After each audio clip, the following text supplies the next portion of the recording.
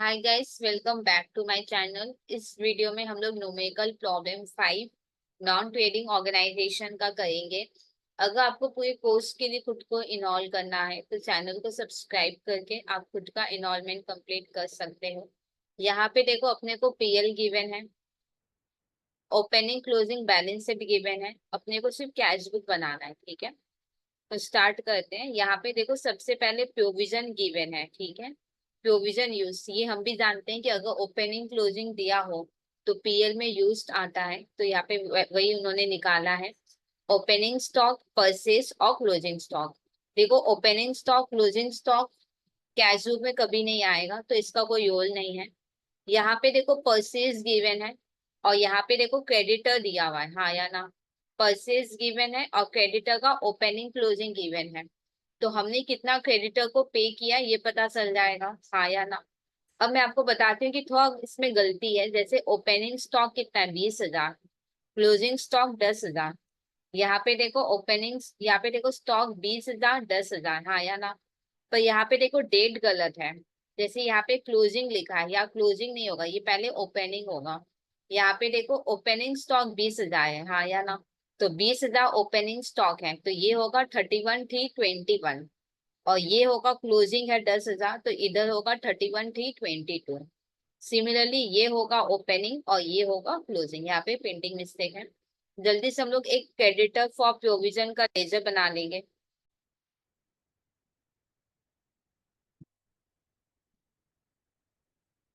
Supplier, suppliers for provision account.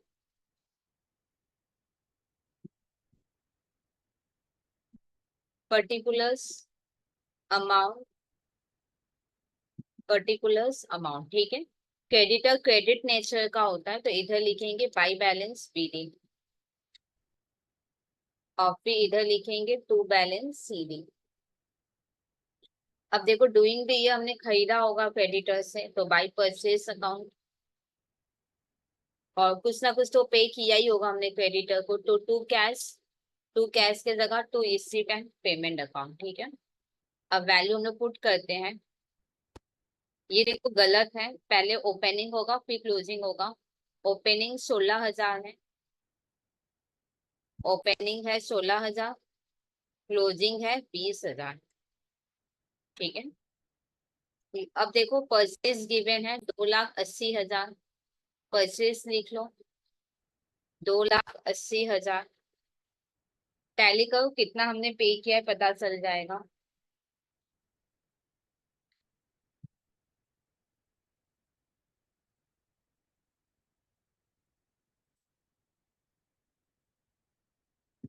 276 आ जाएगा। अब क्योंकि ये मेरे को बैलेंस करके मिला है, तो हम लोग लिखेंगे बैलेंसिंग फिगर। अब यहाँ पे देखो, हम सिर्फ कैश बुक बनाए हैं, हाँ या ना। तो यहाँ पे देखो सप्लायर क्या हुआ है, सप्लायर डेबिट हुआ है और रिसिप्ट एंड पेमेंट क्रेडिट हुआ है। तो रिसिप्ट एंड पेमेंट के क्रेडिट में लिखो 276। ऊपर मैंने ओपनिंग बैलेंस के लिए जगह रखा है।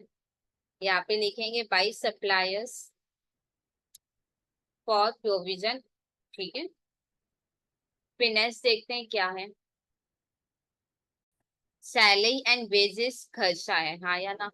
तो कुछ नहीं बोला, तो इतना ही मैंने पे किया होगा।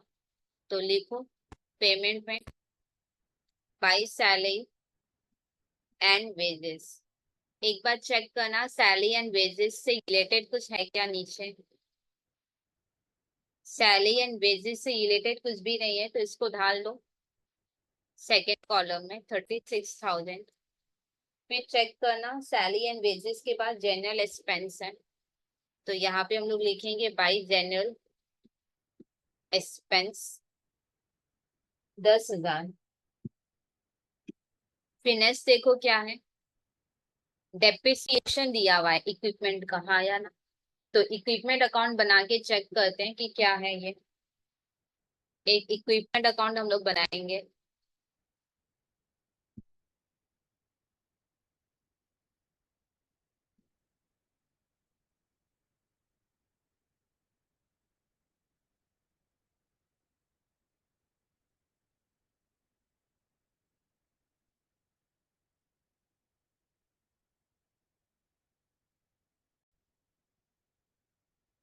इक्विपमेंट एसेट होता है डेबिट नेचर का, तो डेबिट में लिखेंगे बैलेंस बीडी और फिर इधर लिखेंगे बाय बैलेंस सीडी। अब देखो डेप्रिसिएशन दिया हुआ है 2000, तो पहले लिखो बाय डेप्रिसिएशन अकाउंट 2000। फिर देखो यहाँ पे ओपनिंग कितना इक्विपमेंट 20,000 और क्लोजिंग है 50,000। ओपनिंग है 20,000 और क्लोजिंग है 50,000।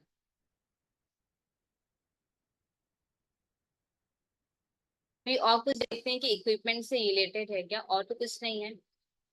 अब हम लोग इक्विपमेंट को टैली करेंगे, 52 आएगा, 32 आएगा, हाँ या ना। इक्विपमेंट देखो डेबिट हुआ है मतलब इक्विपमेंट आया है, तो हमारे यहाँ से पैसा गया होगा, तो टू कैश की जगह क्या लिखेंगे, to receipt and payment account. अब हम सिर्फ रिसीप्ट एंड पेमेंट बनाए तो सिर्फ उसी पे फोकस करेंगे। यहाँ पे देखो इक्विपमेंट डेबिट हुआ है, रिसीप्ट एंड पेमेंट क्रेडिट हुआ है। रिसीप्ट एंड पेमेंट के क्रेडिट में लिखो 32, क्या बोल के बाय इक्विपमेंट। फिर नेक्स्ट देखो क्या है, सरप्लस पता है कैपिटल में ऐड होता है, हाँ या ना। यहाँ देखो मैं बताती हूँ, यहाँ पे ओपनिंग कितना है 94 है ना, 94 में 56 ऐड करो तो देखो 150 आया है कि नहीं। 94 से 56 ऐड करो, देखो 150 आया, ठीक है। अब आगे देखो सब्सक्रिप्शन दिया हुआ है, सब्सक्रिप्शन इनकम है तो पक्का मिला होगा। रिसिप्ट में लिखो, यहाँ पे अगेन मैं 2-3 लाइन का जगह ओपनिंग के लिए रख रही हूँ। टू सब्सक्रिप्शन, तो सब्सक्रिप्शन कितना है 68 हम लोग लिखेंगे फर्स्ट कॉलम में। अब देखो क्या लिखा है, एयर दिया हुआ है ओपनिंग 10,000 क्लोजिंग 20,000। एयर है कितना है 10,000 और क्लोजिंग है 20,000। अब कैश बुक में कौन प्लस होगा कौन माइनस होगा, देखो अगर मिला है तो कैश बुक में तो आएगा वो, तो उसको प्लस कर देना। जो नहीं मिला है तो वो कैश बुक में तो नहीं आ सकता, तो उसको माइनस कर देना। समझ में आया कि नहीं। हम लोग यहाँ पे कैश बुक बनाया है। अगर आपको लगता है कि आपको ये पैसा मिला है इस साल, हाँ या ना, तो पक्का वो कैश बुक में आएगा, प्लस कर देना। अगर आपको लगा यार ये तो इस साल मिला ही नहीं, तो फिर कैसे ही कैश बुक में आएगा, तो इसको हम लोग क्या कर देंगे, कैश बुक में माइनस कर देंगे। ये है लास्ट ईयर, करेंट ईयर, फिर नेक्स्ट ईयर। चेक करते हैं, देखो सब्सक्रिप्शन इनकम होता है, हाँ या ना। एयर है मतलब मिलना बाकी है। देखो ओपनिंग में मिलना बाकी है मतलब पक्का लास्ट ईयर का कोई बाकी होगा। कुछ नहीं बोला तो डूइंग द ईयर पक्का मेरे को मिल जाएगा, हाँ या ना। कुछ नहीं बोला तो मेरे को पक्का मिल जाएगा, क्योंकि ये इस साल मेरे को मिला है तो ये मेरे कैश बुक में आएगा, तो प्लस रहेंगे। अब ये देखो क्लोजिंग एरियर मतलब मिलना बाकी है, क्योंकि इस साल मेरे को नहीं मिला ये, क्योंकि इस साल ही मेरे को नहीं मिला तो ये मेरे कैश बुक में नहीं आएगा, दैट इज ये माइनस हो जाएगा। अब हम लोग कहेंगे +10,000, +10,000, क्या बोल के ओपनिंग, ओपनिंग एयर सब्सक्रिप्शन, फिर -20,000, -20,000, क्या बोल के क्लोजिंग एयर सब्सक्रिप्शन।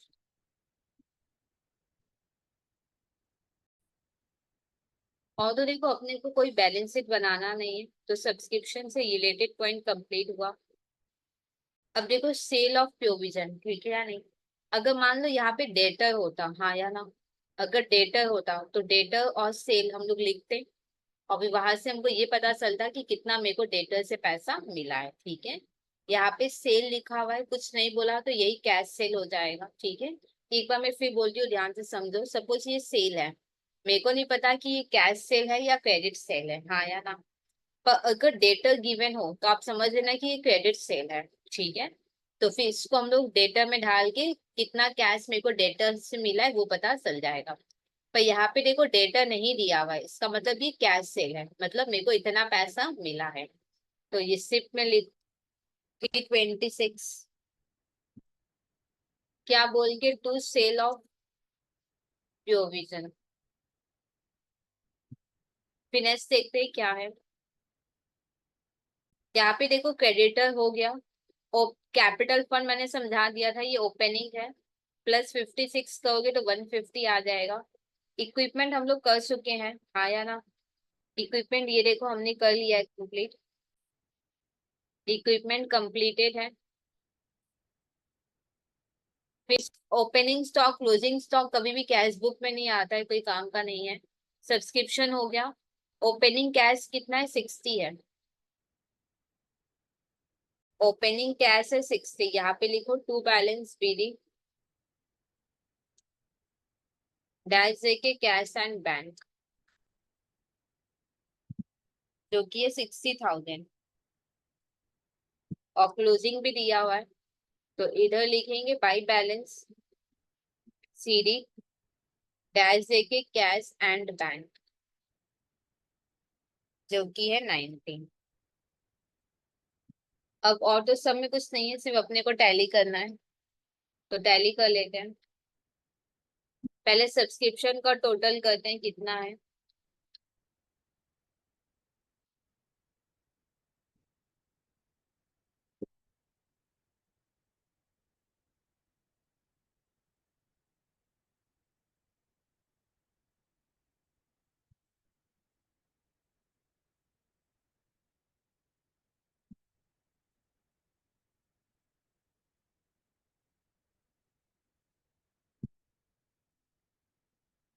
यहाँ पे देखो दोनों टर्म हम लोग का बैलेंस हो गया, और यहाँ पे सिर्फ रिसिप्ट एंड पेमेंट बोला था, तो इस तरीके से ये एनटीओ कंप्लीट हो गया। एक आपको अनसॉल्व केस मिलेगा, हाँ या ना। तो ये जो अनसॉल्व केस है ना, ये ऑलरेडी आप देखना पहले कोई इलाज स्टेशन में है, ये मैं दिखाती हूँ आपको। ये अनसॉल्व केस एनटीओ का है, ये ऑलरेडी हम लोग कर चुके हैं। ये देखो कोई है जिसमें 240, मैं आपको एक बार बता देती हूँ कौन सा समय। ये क्वेश्चन 4 है, आप एक बार चेक करना, पूरा एज इट इज क्वेश्चन 4 ही है यहाँ पे है, इसलिए मैं नहीं कराई हूँ। अब कोई डाउट रह जाए तो आप कमेंट सेक्शन में लिख सकते हो, मैं डेफिनेटली आपके डाउट्स क्लियर करूंगी।